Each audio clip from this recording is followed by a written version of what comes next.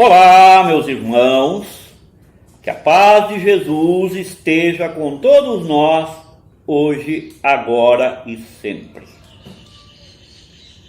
Sou Hélio Bisso, expositor espírita e palestrante e presidente da Associação de Estudos Espíritas Nosso Lar, Salto, São Paulo. Este vídeo é para o canal Servir Ponto de Luz. Se você está procurando a nossa programação e tem o Facebook, é só você digitar Centro Espírita Nosso Lar Salto e a programação fica lá permanentemente. O tema é: você está em forma?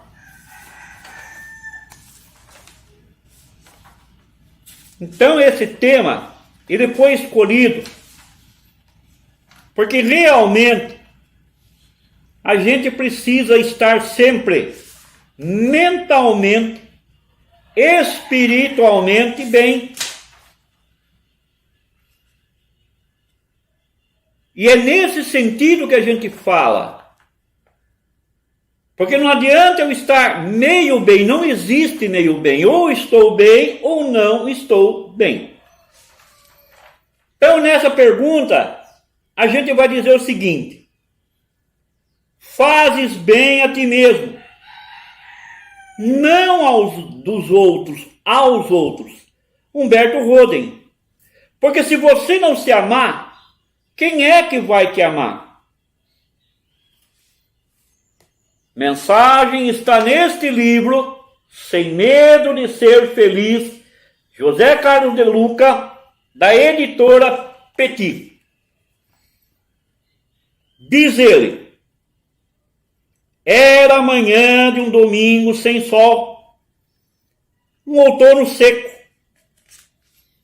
Eu acordei, dei uma olhada no jornal, mas nenhuma notícia nova. A política andava na mesma, com muito discurso, muita fofoca, e o povo passando fome.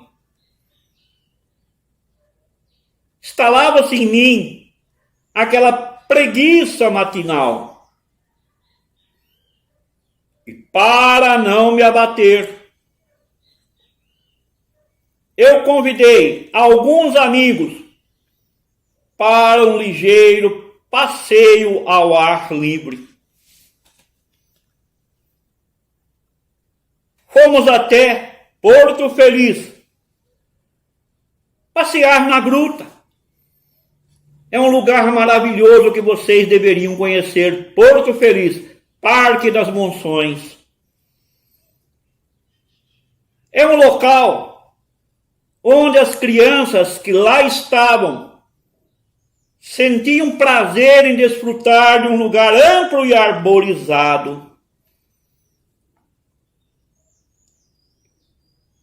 Eu resolvi aproveitar aquele pedacinho do céu em plena cidade de Porto Feliz e fazer uma caminhada pelo parque.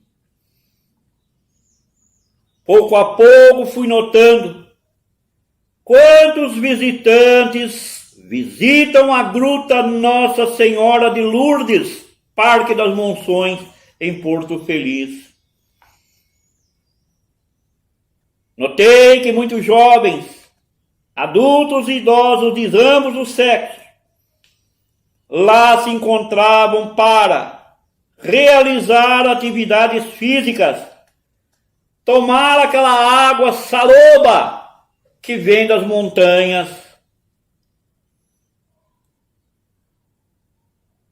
Apesar da surpresa, fiquei mesmo muito contente, porque fazia tempo que eu não ia lá. Fiquei contente de ver as pessoas se exercitando, preocupando-se com a saúde física. E hoje em dia, meus irmãos, a valorização do corpo físico, que é o templo do espírito imortal, é quase um consenso entre as pessoas. Está crescendo o número de pessoas preocupadas com os efeitos maléficos do cigarro, do álcool, das drogas ilícitas, dos alimentos gordurosos.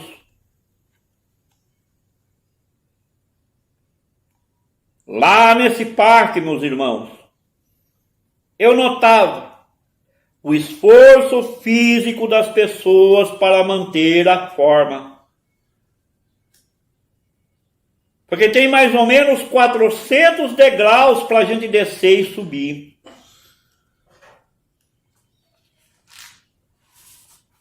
Eu acho engraçado, meus irmãos, que todo e qualquer programa de emagrecimento ou modelagem física exigirá de cada um de nós muito trabalho, disciplina, esforço e fechar a boca especialmente.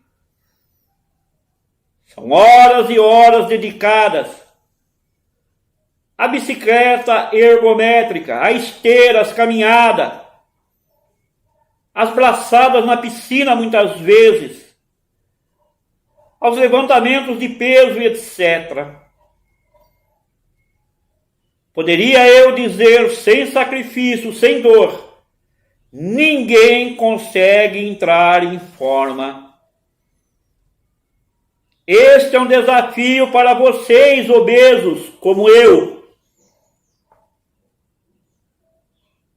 Recordei-me das minhas primeiras aulas de futebol de salão e das dores sentidas em todo o corpo por causa da competição, que é bastante corrida.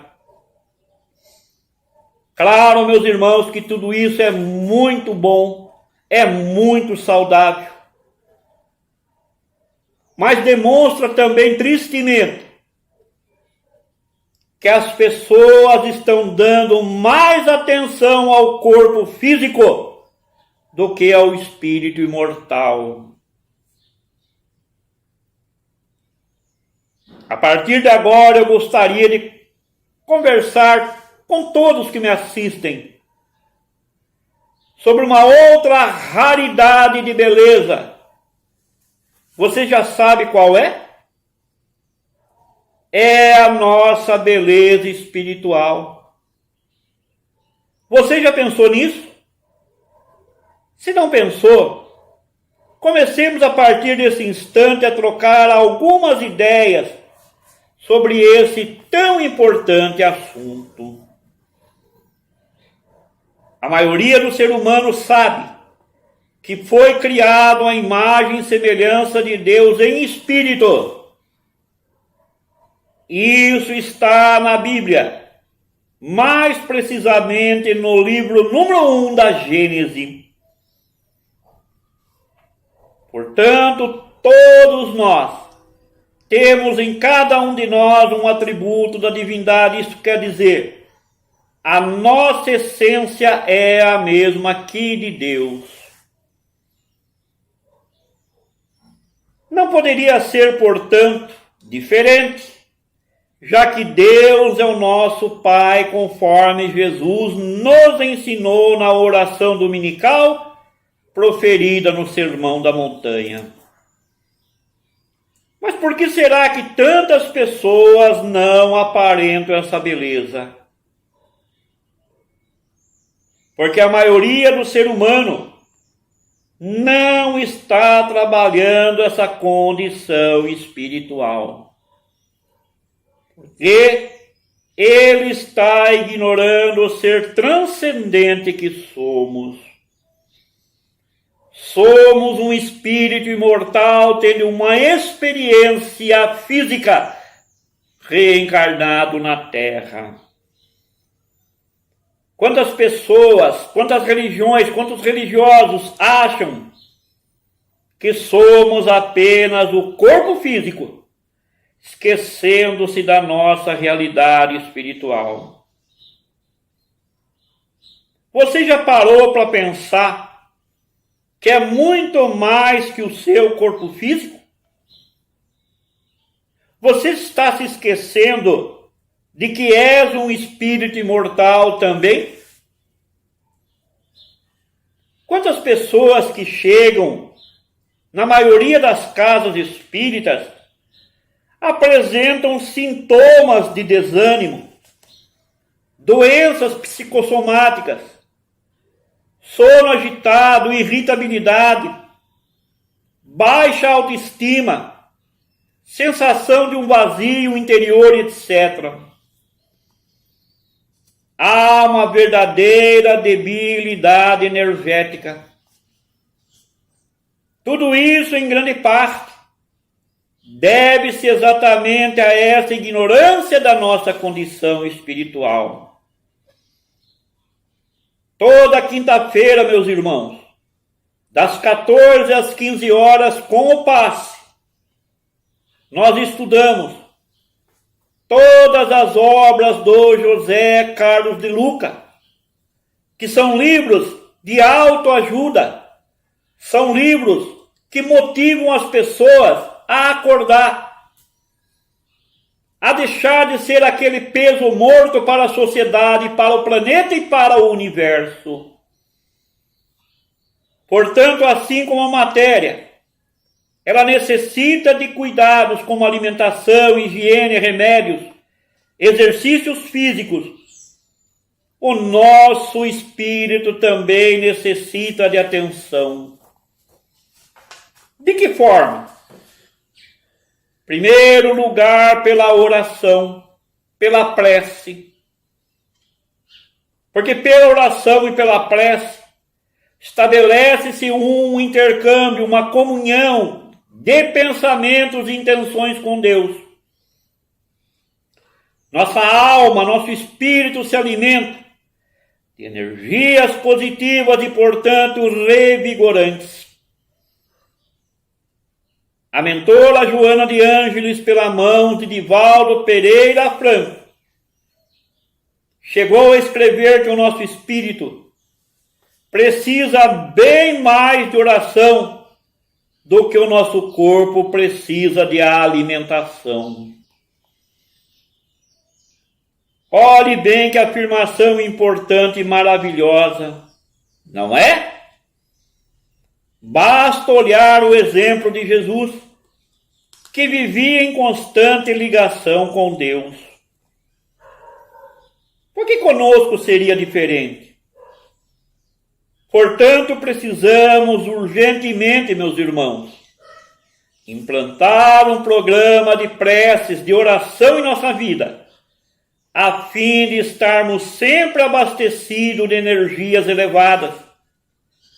Portanto, em melhores condições de enfrentar os desafios da vida. A reunião do Evangelho no Lar, meus irmãos, é uma outra ferramenta maravilhosa de enriquecimento espiritual.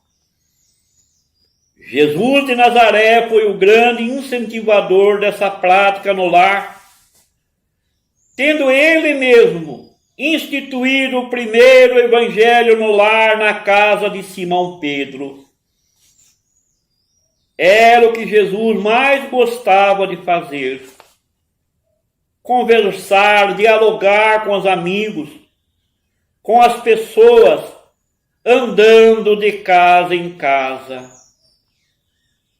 Realizando, portanto, o evangelho no lar, rememoramos essa saudosa vivência do Cristo, tendo a certeza que Ele também estará em nossa casa para aquela conversa amiga, trazendo-nos sempre equilíbrio, ensinamentos fortalecedores do nosso espírito.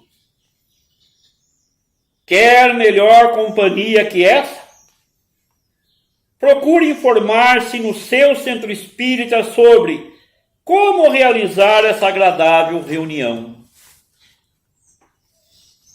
A meditação também, meus irmãos, é um fator importantíssimo para a nossa saúde espiritual. Neste mundo tão neurótico, de tanta correria, é muito importante para nós, todos os dias, que paremos para meditar, ainda que por alguns minutos. Fazendo a meditação, nós vamos conhecer principalmente quem realmente somos. Vamos nos descobrindo, porque muitas vezes nós mesmos desconhecemos quem somos. Você já se conhece, meu irmão? Acredito que não. Nós sabemos muito dos outros, mas quase nada sabemos de nós mesmos. Portanto, devemos enfrentar cara a cara, sem medo e sem culpa. Conhecer, portanto, quem somos, o que estamos fazendo na vida, o que queremos dela, o que poderemos dar a ela de bem, de positivo em troca. Com a meditação, meus irmãos, é um momento sublime de esvaziarmos-nos das coisas do mundo físico, entrarmos em contato direto com a nossa essência espiritual. É nesse momento de meditação que nós entramos em plenitude espiritual de conforto, de um profundo bem-estar.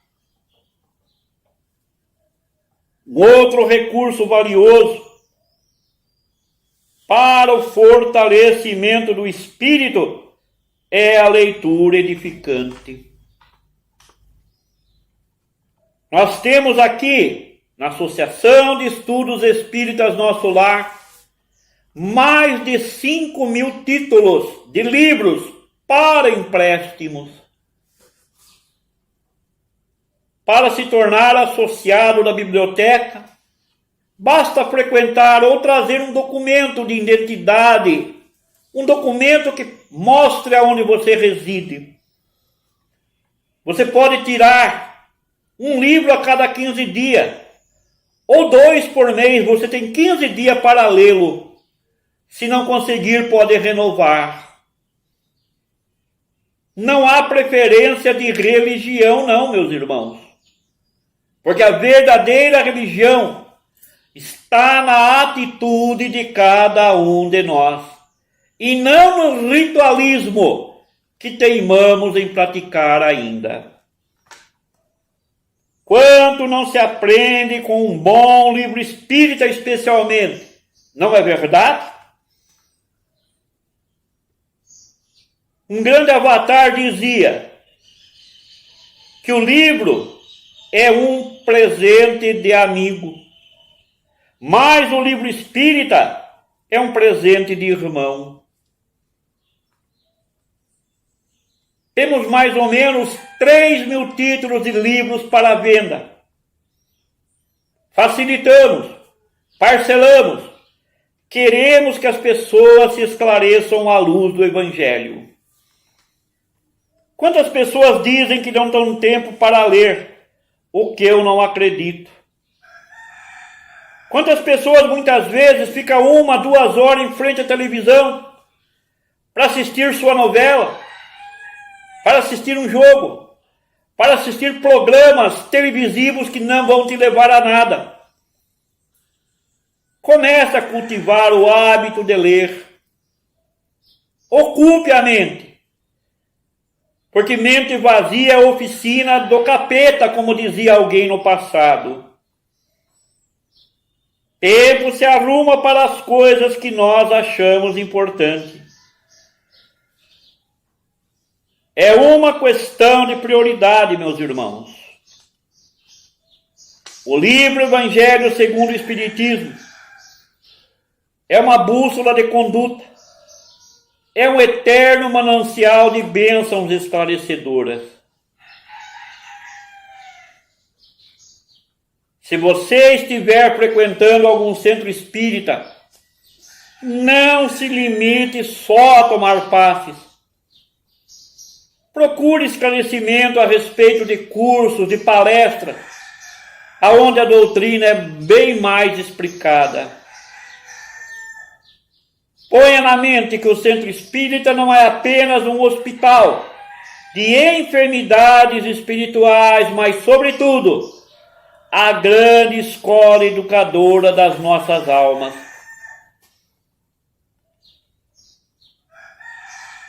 Para completar, vamos lembrar da famosa oração de Francisco de Assis, que dizia: ó Mestre, fazei com que eu procure mais consolar que ser consolado, compreender que ser compreendido, amar que ser amado. Pois é dando que se recebe, é perdoando que se é perdoado e é morrendo que se vive para a vida eterna. Então, meu irmão que está me assistindo neste momento, embeleze o teu espírito imortal nas academias da vida. Busque fazer caminhada nos morros, nas favelas, a fim de ajudar e amparar nossos irmãos mais necessitados.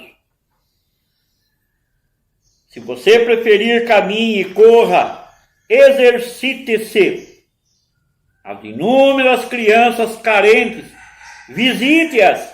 Elas estão nos orfanatos sem qualquer companhia. Disse-me que para enxugar a lágrima dos outros, pois as minhas seriam enxugadas por Deus.